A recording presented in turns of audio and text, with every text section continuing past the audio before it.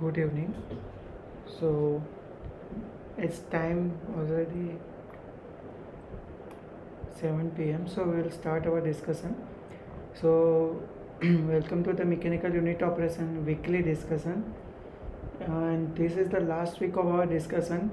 Today we discuss about the last week topic, which was taught from by the professor, which is nothing but the flotation. So in the flotation, so it's a whole out of the different separation process where we used the different properties of the solid and liquid interaction or solid and fluid interaction, and we'll use them for as the driving force to separate the solid particles from the different impurities, or you can say the very rare metals and ores which are available, which we can which we can easily separate it out. The most which we have the famous example from the flotation process in the earlier chemistry subject in the maybe +2.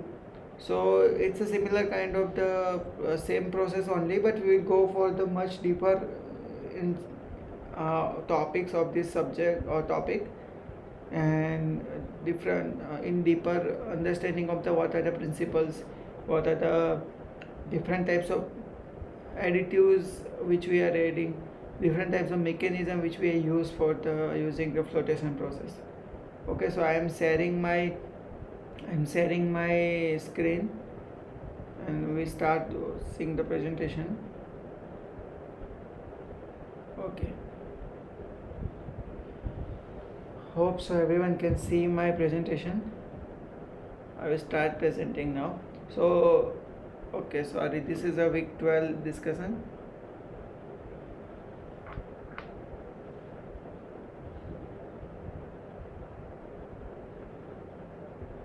Okay, so this is a week 12 discussion about the flotation, and there are two topic which was floated from the professor, which are two subtopic, two lectures, recorded lectures was available. One is a flotation and another is a flotation part 2. Professor mainly discuss about the process, principle of the process, what are the different aids which we use for the increasing the enhancement of this flotation process, and different equipments. And the assignment, if you already have gone through the problems and assignments, so these are the some theoretical problems only. So it's a very easy multiple choice question, so you can easily solve it out. So that's why I didn't include any example in this today's presentation. So majorly we will just go through the main important theories of this subject, or this topic, flotation, and that will be sufficient enough to solve all the assignment problem, and the theoretical part maybe will come into the final and some exam also, because I don't think that other topics has many more important example problems. So if some problem will come from the flotation chapter, then mostly it will you have to use your theoretical knowledge of flotation. Okay, so these are the basic outline of our today's presentation. We'll start with the flotation, what is exactly flotation is, and then we'll discuss about the principle, and principle we require to discuss on contact angle. So we'll discuss the contact angle in the floatability principle. Then different types of flotation. This is the additional information which I have tried to give you, which are the different kind of flotations are possible. Then which are the different agents which we are using, either for the aiding purpose, for permeator, collector, any kind of modifier. So different types of agents which we are using in the flotation process to enhance our yield of the flotation product, and depending on the application we will select which additives or which kind of agent we have to use. Then the flotation circuit, we will see that how this flotation process is going on. Then important discussion on flotation cells. This is the main equipment in which flotation processes occur, and at the end the different equipments. Just we will go to the brief of some of the flotation equipment which is important for the understanding purpose. Now first we start with the basic question that what is a flotation. So flotation, it is name as suggests, something will float on the surface, and surface floating phenomena will occur on the fluid. So some solid particle will float on the surface of the fluid. How this solid particle can be float on the surface? So for that we'll use different kind of forces and different kind of separations processes and different types of modification in the properties. The property, it's not always that density will low density material will float on the high density. If we have the material, solid material has the property to be floating on the liquid surface or fluid surface, then it can be also the flotation process. So wide range of industrial situations are existing, obviously, where centrifugal force is used in place of gravitational force to accelerate separation. We already see in the last lecture is all about the centrifugal force, centrifugal separation processes. So centrifugal force will be useful in which can replace the gravitational force to accelerate the separation process in all overall.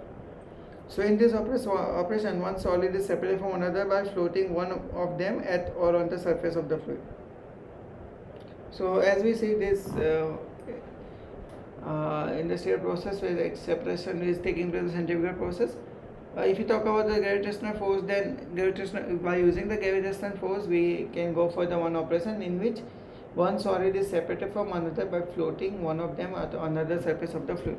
So if we have two solid material, something, this is a one and this is a one, if we want to separate it out, we can float one of the material on the fluid surface and we can easily separate it out. In modern flotation, solid particles are continuously agitated in water upon which a thick layer of float is maintained. So conventionally some batch processes were used as a filtration process, but now in current modern flotation, continuous process is also taking place for the flotation where continuously solid particles are agitated and which can in the water upon which a thick layer of the float is also maintained. So continuous process, and we are providing some mechanical use, not only the gravitation or air or something, mechanical external forces also used. Because of the difference in surface property, mainly the surface properties of all the solid particles is different. So because of this difference, one solid more readily absorbs water phase, becomes surrounded by water and sinks. One solid may be easily absorb the water phase, which can then be surrounded by water and it will sink. And another solid more readily absorbs air. So there are two phenomena. This is a fluid and this is suppose this is a water and this is the air. So one solid is readily absorbed by water, absorb water on its surface. Another solid can easily absorb air in its surface. So it is then it will be floating water on the surface. So it becomes at least a partially surrounded or covered by air, and another is surrounded by water. It will sink and another will float. So flotation is capable of separating material regardless of their densities. Here we are not discussing about the density. Main thing is the properties of the solid materials. So because separation by fluid flotation depends upon the surface characteristics, so we will focus on the surface characteristics and which we will use the surface characteristics and properties of the solid material in order to separate them out using flotation process. Now it's a basic of what is flotation. Now we'll discuss about the application of the flotation. Then the major application or primary application, it will be used in the mineral industry. So as all the ores material consists of rare earth material or metal material in very less amount or very little amount. So if you want to separate it out from the different metals or different impurities, then majorly this flotation or flotation process is used. And flotation for sulfur is very much you can say very much famous, popular. Now over 80% of mineral concentration is accomplished by the flotation. So 80% of mineral concentration can be achievable by using the flotation process. Now flotation is extended into other fields also. It's a primary example for the mineral industries, but if we talk about the other industries, then separating the hulls of wheat from the kernels, if you want to use, then flotation can be used. Printers ink from the reclaimed newspaper pulp, potassium chloride from the from sodium chloride, any different kind of separation which we can use, which we can perform by using the flotation process. Now flotation is performed on finely divided materials, varying in the range from 20 mesh to 200 mesh. So if you have material which is ranging from the 20 mesh to 200 mesh, we can use the flotation process, and the flotation process can be performed on the fine material also. Why we can use? Because of importance of surface conditions and necessity of air bubble supporting the solid in the float. So if you have a finer material and which is the range of the material, that 20 mesh to 200 mesh. If you want to separate out, then we can use the flotation process. Now floatability principle.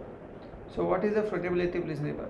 So flotation depends upon the relative adsorption or weighting of the solid surface by the fluid. Obviously, the most important property of the solid, weighting of the solid is important, because it can be absorbed liquid or air. According to that only we can use this flotation process, and this in turn is controlled by the surface or interfacial energy, of which interfacial tension is the intensity factor.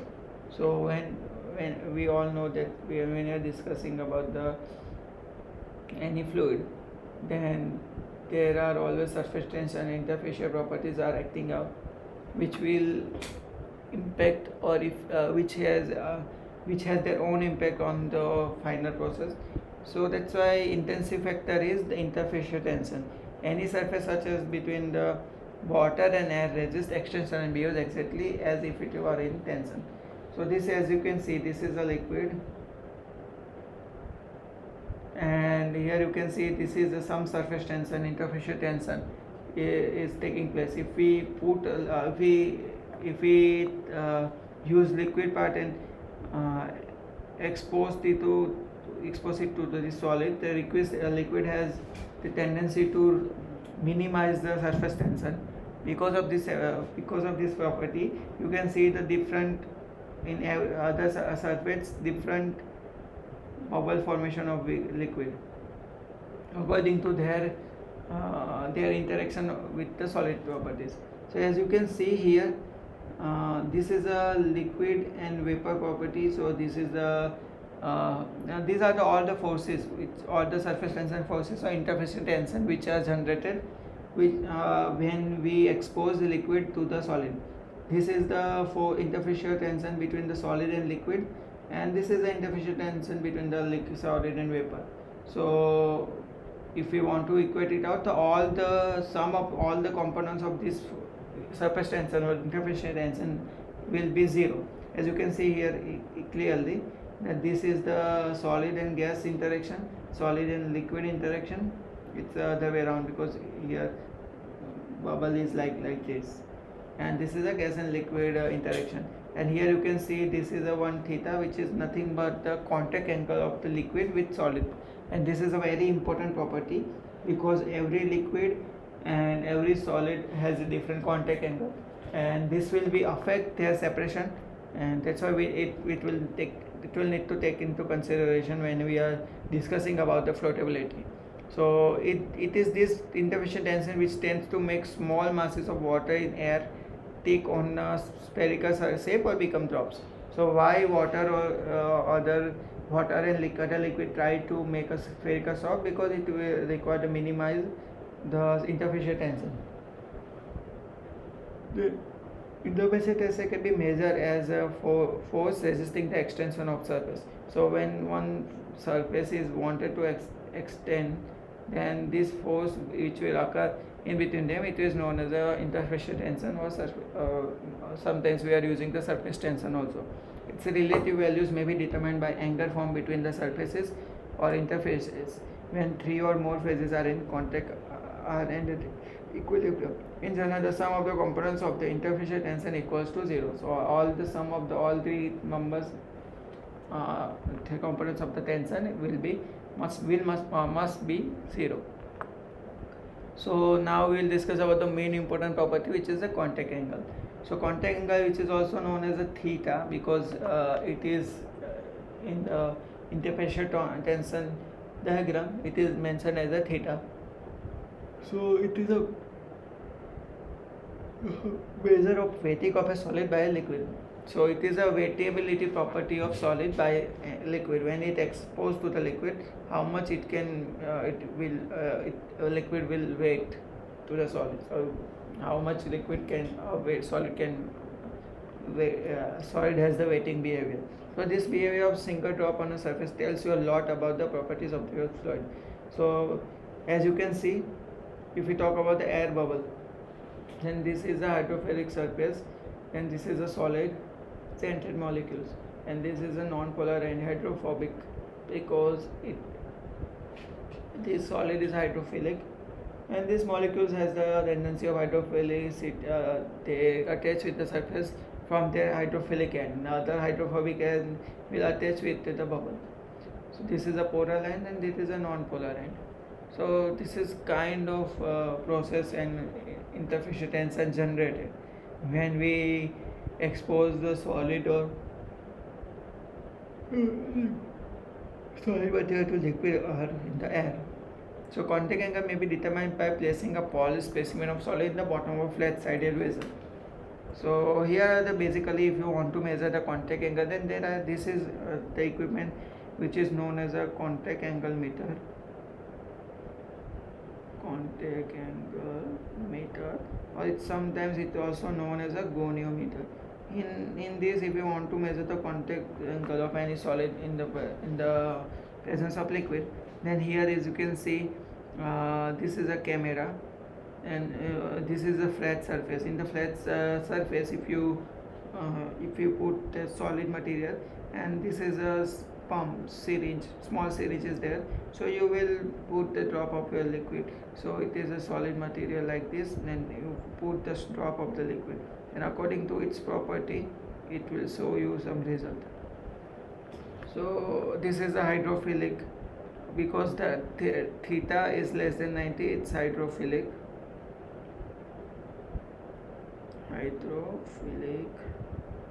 If theta greater than 90, then it's hydrophobic.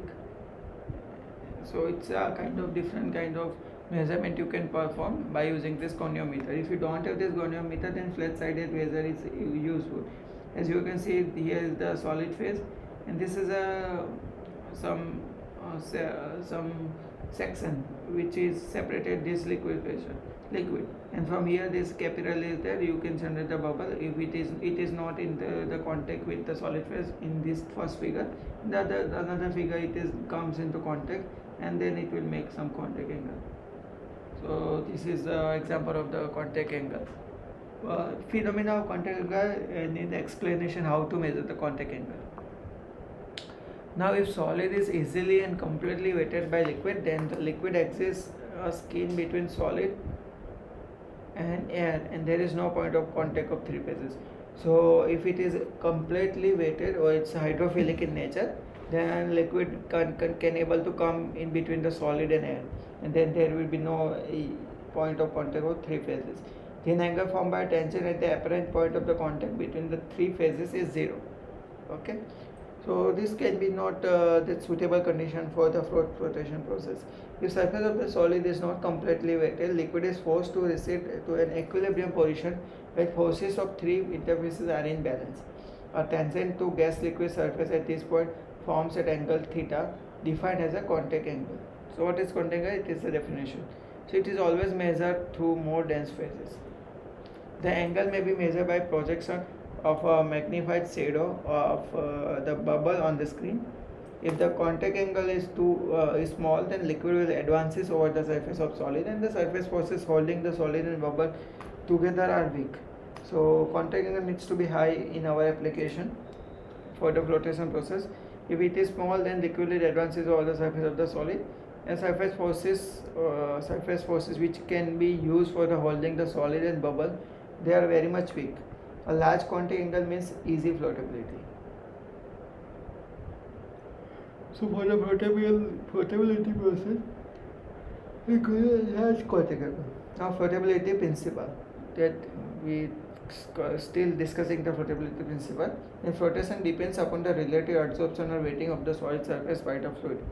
So as you can see, this is the same figure. A flotation of a solid particle is attached to a bubble in the same way as solid and bubble are in a contact as shown in the figure. So this is the how solid and bubble are in the contact. So if you just have to take the summation of the energy, then delta E energy is equal to gamma Sg delta sigma Sg. Sigma is the surface tension, gamma Sg is the mass. Then plus gamma Sl delta sigma Sl plus gamma Lg delta sigma Lg. Here, if you want to summarize the tension which can be generated, it is only depend the directions are different, otherwise all the delta change in the surface tension is same. So delta sigma Sl is equal to delta sigma, so you can see Sl and Lg are in the one direction, Sg are in the other direction. So Sg needs to be minus. So minus delta E upon delta sigma Sg is equal to, now if you just compare it, then gamma Sl plus gamma Lg minus gamma Sg. Here if you want to find the gamma Lg, gamma Lg has a theta. If you go for this direction, so Sg is equal to Sl plus Gl, and Gl, if you go for this, then the cos theta. So this why gamma Sg is equal to gamma Sl plus gamma Lg cos theta. And if you want to find the delta E minus delta E upon delta sigma Sg, just substitute the value, is equal to gamma Lg 1 minus cos theta. This is the equation which we need to follow if you want to find the energy. Flotation energy requires our interfacial energy required for the flotation. Now this loss, this is actually the loss in the energy. So this is a loss, energy is a measure of weightability of the solid phase by the air, and therefore an indication of the floatability.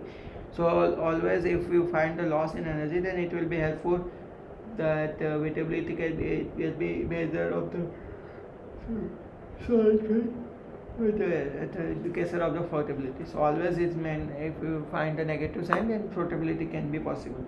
It represents the work required to separate the air from a unit surface of solid. Now types of flotation. So this is some additional information. So as you can see, there are many types of flotation. If we talk about the major types, then these are the types. We will start with the ore flotation, which we use in all the mineral industry. That ore flotation which we all know. That's why I didn't describe anything. But if you want to go for sulfur, then there is a flotation process in sulfur, which we already learned in our +2 and high school chemistry. Then another process is macro flotation. So macro flotation, as name suggests, it is used for the removal of the macroscopic particles. And sometimes the particles are very small in the micro level, then micro flotation will be taken place, where we will remove the microscopic particles. Precipitate flotation, it will be used for the when some solid particle has a property of precipitation, then this flotation can be used in this removal of the precipitate. So here we will remove the solid particle as a precipitate by using a collector. Ion flotation. In the ion flotation, as name suggests, removal of surface inactive ion via a collector. We will use the collector material which will make this surface inactive ion into the into the another phase which is different than this, and this is, as name suggests, the removal of surface inactive ion via collector. If we talk about the molecular flotation, then the removal of the surface inactive molecules. Now in the place of the ions, we are separating out, or we are removing this molecule via collector. And adsorbing colloid flotation. Sometimes all solid particles are dissolved into the wastewater, or wherever we come across or encounter with the dissolved solids. If you want to remove them, then this is the type of flotation you have to go for, that adsorbing colloid flotation.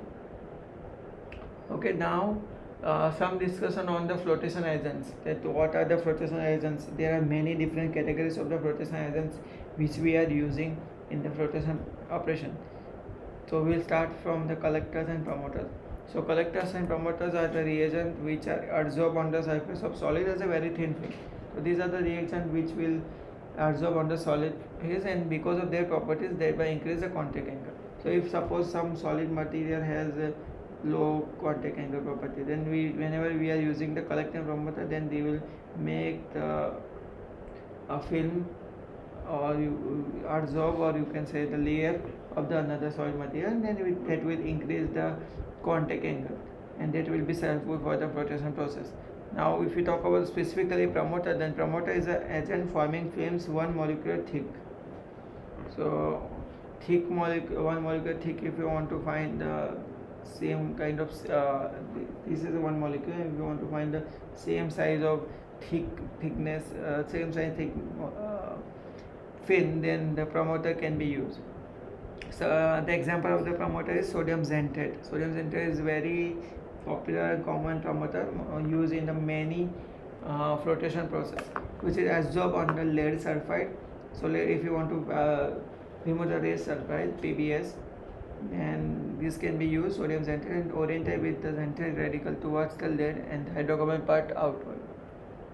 So as we discussed the outward hydrophilic and hydrophobic part, so it will be that same logic will be used over here.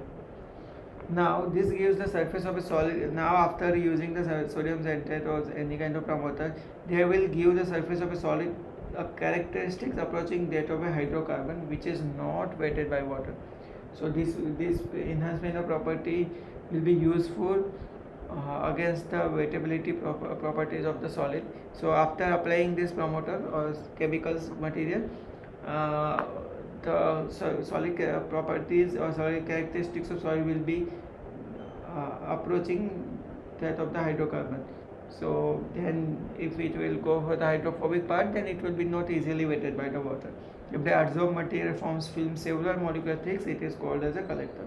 Sometimes if we use the many, if we use the some kind of chemical which will be used for the making the film which is much more thicker than the one which was made by the promoters. So and this will several molecular thicks. Now it is called as a collector, not the promoter. Now petroleum is a good example of true collector. Petroleum gas, petroleum oil, it can be used as a collector, but it has a disadvantage of making a greasy float because it has a high viscosity. So that's why the whatever the float is coming, which is greasy and containing a sticky mass of bubble, difficult to break down in the subsequent sedimentation operation. Then if you want to separate it out after this flotation process, there will be sedimentation operation, and it is very difficult, and in some cases even a trace of oil in the concentrate is undesirable. So at the end you will find the trace of oil, petroleum oil, in your final product, that is also not desirable. So that's why although it is a good collector, but majority of person are not taking place in the presence of petroleum oil. Now pine oil, generally classed as a floating agent, also acts as a collector. It is not so sticky as the cresolic acid and petroleum. So there is a good alternative is pine oil, which is also you work as a collector in flotation operation, and but it is not as sticky as the cresolic acid or petroleum oil. So that's why pine oil will be maybe used in the many of the application of the flotation. Common promoters used in the mineral flotation are xanthates. Promoters are, if you are using, then more popular promoters are xanthates, aerofloats, and thiocarbamide. Quantity of this promoter reagent used in about 0.05 to 0.15 pound per ton of the solids treated. So as you can see, it's a very small quantity of the promoters are used. Promoter reagents are used. If for the 1 ton only 0.15 pound or 0.05 pound only. If you want to use the collectors, then up to 1 pound per ton means 445 something gram only required for the 1 ton operation. So greater the length of non-polar hydrocarbon part of the molecule, more the surface approach that of paraffin, and greater the contact angle. So if our molecule has a larger non-polar hydrocarbon part, then it will be approached at the paraffin, and it is greater the contact. It has a very high contact because hydrophobic is phobicity will increase. Now floating agents. We talk about the promoters and collectors. Now we discuss about the floating agents. They are required to prevent coalescence of oil bubbles when they reach the surface of water, thereby maintaining a persistent floats. So as we know, when uh, floats will generate, and when it comes into contact with air, then there may be chances of coalescence between the air of air bubble and air and these floats. So when they in the surface they will reach up to the surface of water. So there were there were there that's why we use these floating agents which can be prevent these collisions of oil bubbles when this or float will be reach up to the liquid surface. These agents may be sparingly soluble. These are not necessarily 100% soluble or total soluble in water without appreciable ionization, and be absorbed in the interface between water and air, tending to the reduced surface tension of water. Now, heavy alcohols such as hexyl alcohol possess these properties. So, this is the example of the floating agent. So, hexyl alcohol C6H3OH will have this kind of properties which you can use for the use them as a floating agents. Now, if two air bubbles collides, the skins interface containing water and alcohol. We have interface which contain the water and alcohol. So when the two air bubbles are collide with each other, then the skins stretch but do not break, and the bubbles do not coalesce. So because at the point of contact, stretching of the film allows water molecule to come into the interface, increasing the surface tension at that point. Because of this point of contact stretching, this film can be stretching of stretching of this film can be allowed the water molecule to come into the interface, and that can be increase the surface tension. Alcohols below amyl are too soluble. Now if we are using the alcohols as hexyl alcohol is a very important or popular floating agents, but whenever we are using the alcohols, then if you use the alcohols below the amyls, which are the too soluble due to hydrogen bonding into the water, and above octyl layer too insoluble, then you have to work between this range only, too insoluble to make satisfactory floating agents. Now, crassilic acid produces an unsatisfactory brittle float unless used with a trace of particle.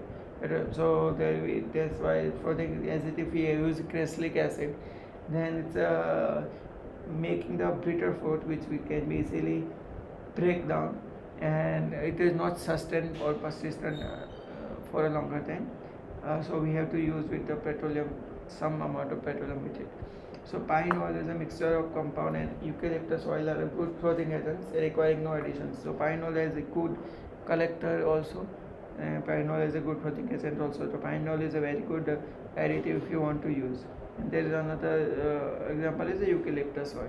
About 0.05 to 0.3 pound of floating agent is used per ton of the solid creatures. So if you just go for the quantitative finding how much floating agents is required, then 0.05 to 0.3 pound, only very less floating agents required.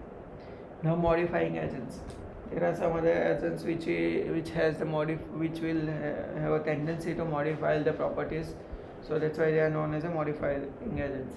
May be used to activate or to depress the adsorption. So these modifying agents are they have main application in the adsorption of the filming agents. So when this our collector or promoter material requires to adsorb on the solid material, then these modifying agents are used.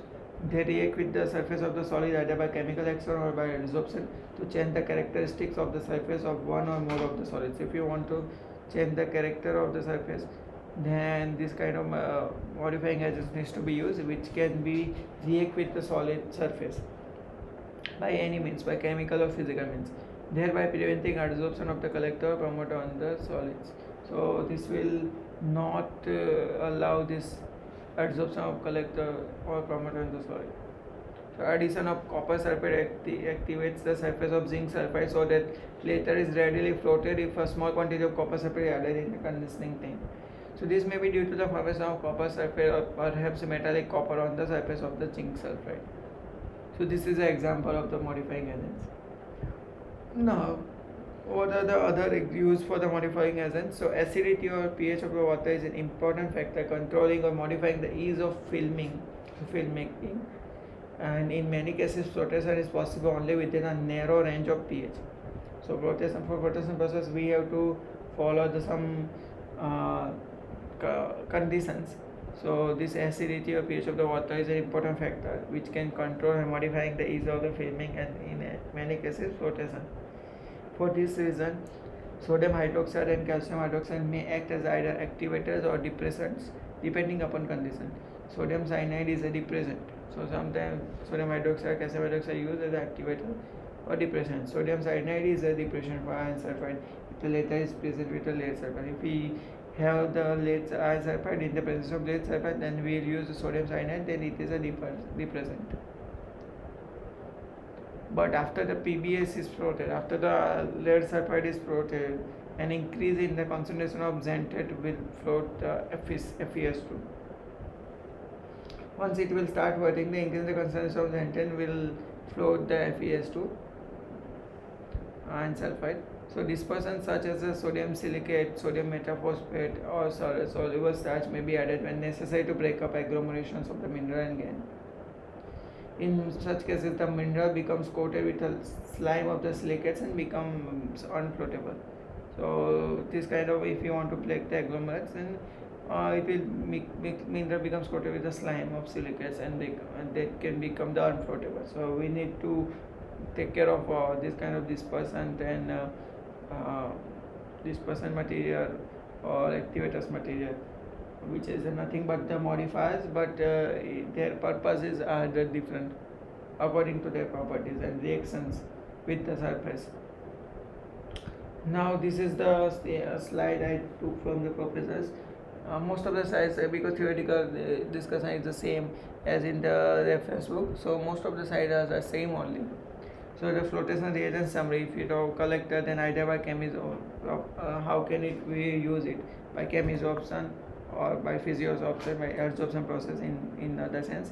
Increase the natural hydrophobicity of surface. This is its property or its task. Increasing the separability of hydrophobic and hydrophilic particles. Now xanthates are the examples: potassium amyl xanthate, sodium isobutyl xanthate, etc. Dithiophosphates, thiocarbamates, xanthosan formates, thionocarbamates and thiocarbamylide. Now floaters, some chemicals are floaters, which are pinols, alcohols, polyglycols, polyoxyparaffins, xylenol. Modifiers, pH modifiers, lime soda, caustic soda, acidic and basic materials such as hydrochloric sulfuric acid. Cationic modifiers such as barium, calcium, all the ions, barium ion, barium plus 2 ion, calcium 2 plus ion, copper ion, lead ion. Anionic modifiers like silica, phosphate ion, cyanide ion, carbonate ion. Organic modifiers such as dextrine and starch, CMC, etc. Chemicals for de-inking.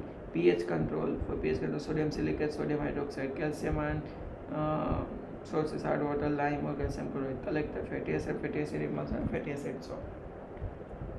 Now flotation, what is a flotation circuit? So always flotation process taken place in the circuit. So what are the circuit? So size reduced material is fed to the conditioning tank. So when we start with the conditioning, which is essential for a cylinder tank equipped with an efficient agitator. So it's a cylinder tank with agitator, and then it will go to the rougher. Then the first level of flotation process taking place in the rougher. After that, fine particle will go for the cleaner, and whatever the tailings materials are there, that can go for the scavenger. So scavenger has again second screening of the tailing material, and you will get a final tailings out of it. And whatever the floating material is there, you can directly again go recycle back them to the rougher. And this from cleaner you will get the final concentrate. And from the cleaner also you will get the tailings, where that tailings will be again recycled back. So flotation reagent, purpose of conditioning is for coating of solid with proper flotation reagent. Here we will use the conditioning process. Then after that, flotation reagent is sprayed continuously to conditioner. And then sufficient time being allowed to cause complete filming of that whole film is generated around the solids and added in the mills. Overflow from the condenser is fed to the flotation cell where first order of separation is made by flotation. Then as we discussed for cleaner and scavengers. Now these are some other examples. So flotation circuit, we start with the grinding. After grinding, you can directly go for the rougher if you don't if you already have the additives and other filming materials already used in the grinding medium, then directly go for the rougher. And rougher, these are the tailing, then scavengers, and you will get the final tailings. Then if you go for the floating materials from here and you require to further reduction the size, then again you can use a grinder. So to regrind the material, and then there are two stage cleaner. So if you will get some higher amount of percentage of metal in the first cleaner, that will be again go to the second cleaner, and the tailings will be go for the recycle. Another at the end you will get the final concentrate, which has obviously more than 80% of purity and more than that depending on your circuit. So this is a different another example of the circuit. If we go for the another example, then you can see this is the feed directly in the rougher that will go into the scavengers. So here our main purpose is to remove of the getting the solid particle. So from scavenger, as you can see, that it will go to the some separator and will go for the regrinder, and then it will again recycle multiple times. So whatever the fine other material is there, from this is a cyclone separator. What is solid material is there, it will go to the cleaner, the second stage flotation process, and from that it will go to the cell. This is the final thing, it will directly get here, and then final concentrate it will get over here. So cell will be used for the last purpose. Now for what is the cell, as we discuss the cells, then flotation cells. So flotation cell is an equipment in which material is actually separated or floated from the residue tailing. So this is actual equipment where we can generate the interfaces and then material can easily separate it out. Our actual separation process is taking place. It consists of the tank provided with a provision of introducing air for float formation and agitation. It is equipped with a feed at one end and overflow for both float removal and discharge for tailing. So as you can see, this is an example of one flotation cell, which is a pneumatic cell. So here we are using the pneumatic hydraulic drive for the float car. So as you can see, this is a feed. Pulse feed aeration will be provided, so it will use the pneumatic power and adjustable float cord. And here, as you can see, this is the exit of the pulp, and you will see that tailing will be discharged here, and whatever this orange particle which is helpful, this is a solid particle which is converted into the float, and or you can say gray particle, and then it will remove from here. The internal power distributor is also there. The pneumatic cells depend upon the compressed air for agitation. The pneumatic is generated for the compressed pneumatic used for the compressed air using for the agitation, which give a relatively mild agitation and produce a clean float relatively free from gangue. About 50% larger contact time is provided in pneumatic machines, and pulp must be fully conditioned before. These are some examples. There are some common details. The another type is a mechanical cells. It has the mechanical device in between to generate the agitation, and this agitation will use for the flotation. Mechanical cells incorporate a mechanical agitator that throws in air and distributes it into the pulp. Because of the more violent agitation, they may give more thorough flotation and tailing nearly free from the material desired to concentrate. So we find the concentrated material is free from the tailings, free from the impurities, gangs, etc. but the concentrates then contain more gain than those from cells with less violent agitation. So if you go for the less violent agitation, they consist more gain than those from cells. At high altitude, auxiliary L under moderate pressure is frequently supplied to mechanical cells. Mechanical cells have a greater capacity for the same volume and also help condition the pulp, giving the capacity to conditioner. So here we can use our different agents, and it can be helpful for the conditioning purpose also. Now this is a video. So as you observe a video flotation cell demo from some Chinese university. As you can see here, these are the parts for the mechanical flotation cell. So they introduce a feed.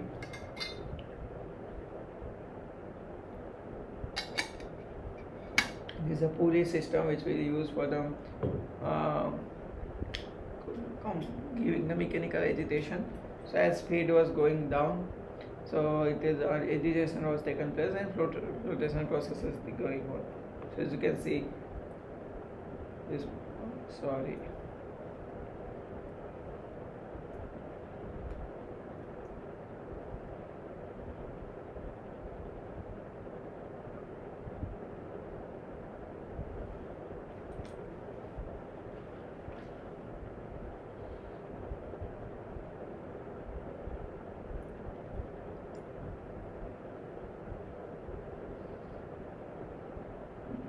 Now you can see currently that how this material come up in the float from. These are the floats which can easily overflow from the above.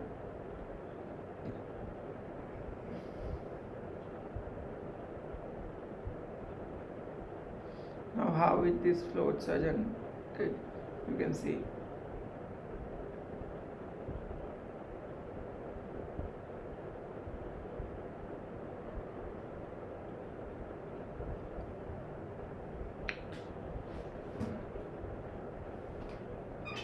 So this is how flotation cells can be used. Now flotation process control parameters. This is also additional details which were given, which are not in the discussion by professor. So which are the control parameter? One is a feed grade. So what are the important parameter for this flotation process? Which are the affecting parameters? You can also say them. One is a feed grade. So increase it will result a higher grade final concentrate at approximately the same recovery. So if the grade of the material is different, then it will affect definitely. Feed size, its mass balance you can use. Go check out. Feed size distribution. Finer will result in higher recovery. Here, if your material is finer, it will result in higher recovery, and then grade in the final concentrate liberation.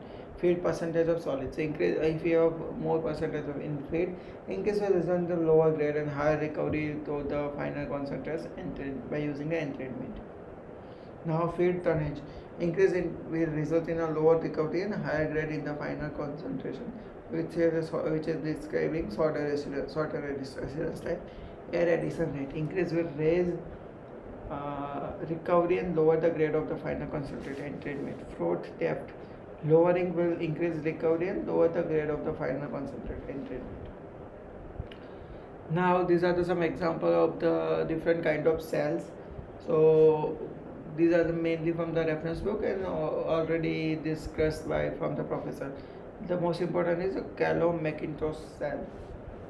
So as you can see here, so this is a cell. Here there is a scraper bars, and which is also covered by the perforated rubber or canvas, and this is a whole steel or wood tank, and then float will be generated, and these are the grooves where overflow can be corrected. So it carries a hollow revolving rotor made of a steel tube about 9 inches diameter. In between this hole, between the center, there is one revolving rotor is used, which has approximately 9-inch diameter, and speed is a 15 rpm, and it has a perforated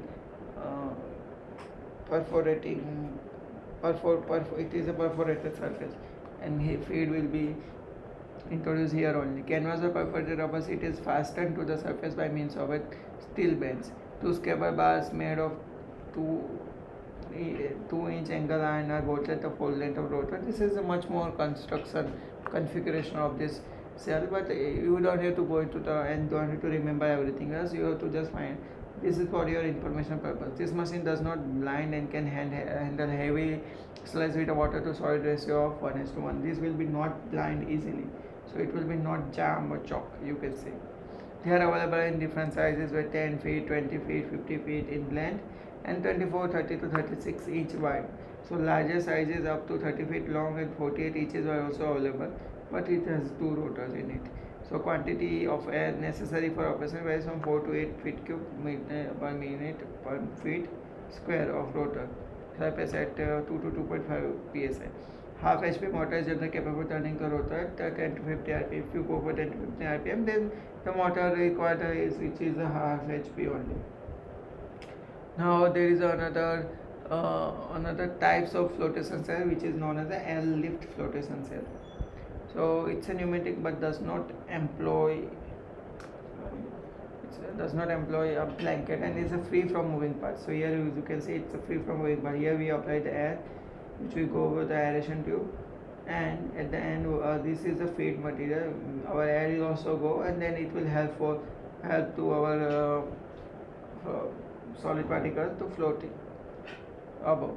So it consists of V bottom screw divided into section by vertical baffles. So these many times vertical baffles are provided. Air is supplied vertical or sometimes this kind of slanted baffle. Air is supplied from the header running entire length of the trough to the air connection to the bottom of each cell. Air flows down to the bottom of vertical air pipe within about 6 inches of the bottom. Air bubbles carrying some pulp upward to perforated apron, thereby agitating the slurry and forming float, which is deflected by dome against sloping baffles. So and then float overflows over the overflow lips along the sides of the trough into the render. This can be possible like this. And non-floatable particles settle in the relatively quiet zone along the sloping sides of the lower part of the cell. Now there is another types of floater, pneumatic floater, which we already discussed. Types pneumatic flotation cell can be used. So this is a video for that. You just watch it. Pneumatic flotation machine. Obviously, these kind of videos we got from the some branding of some material equipment only. So as you can see, this is a pneumatic flotation machine.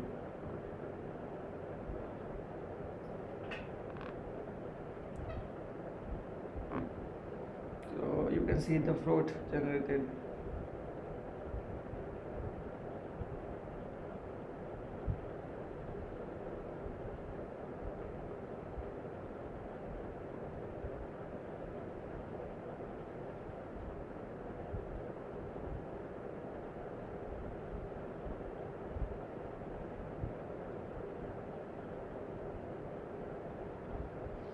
If you go inside and check what is happening inside, and this is the two different kind of solid you can see. One is a black and one is a little slightly maroon or slightly brown solid. So there is a distributor, slurry distributor, because of this is a flotation process, mostly flotation process which we use for the sulfur. It's using obviously flotation is the same only, but that it's for sulfur removal that we'll use this process. There's some recycle, there is some bypassing. We get this brown color material or maroon color material from the other end, and the black material is continuously getting it from the overflow, which is you come with along with the flotation in the form of rope.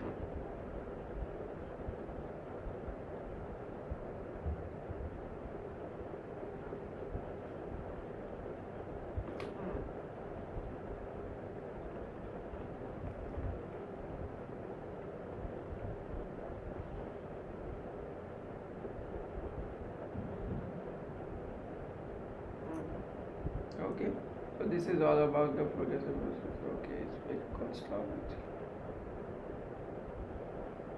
Now we will go for mechanically agitated cells. So there is one another.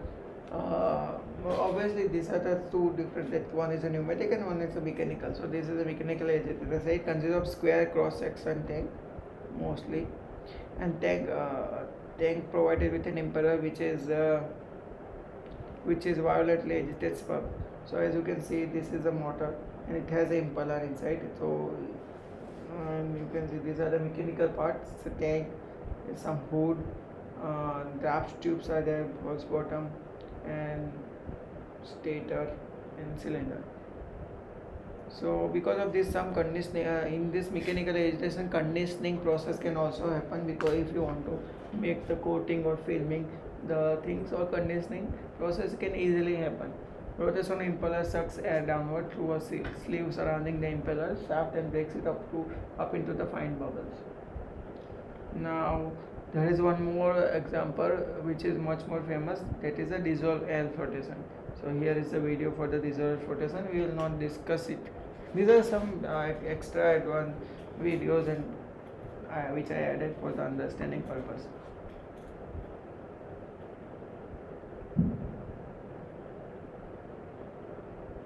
So now they feed the materials.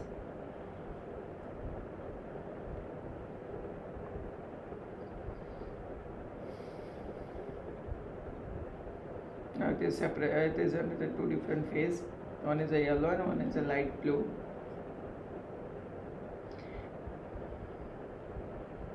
Non-separated suspense solid and gases can be situated. Use air saturation. The wastewater is saturated with air and dissolved in the dissolving section.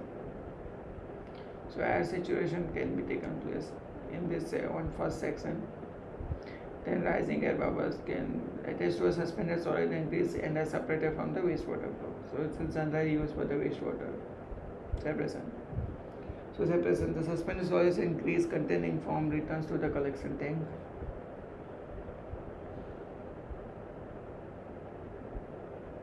So when the grease are stored on the grease layer in the collection tank.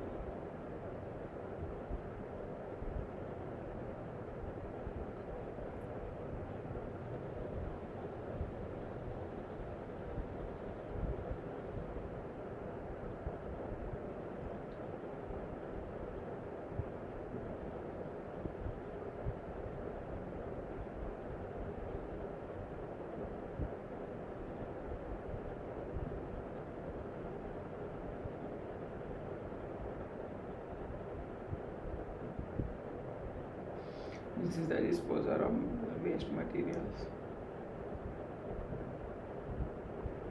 What are the applications for it?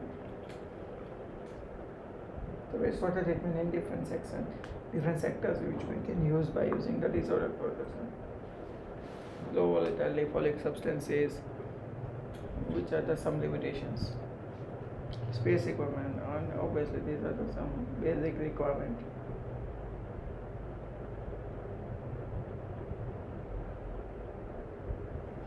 And its efficiency is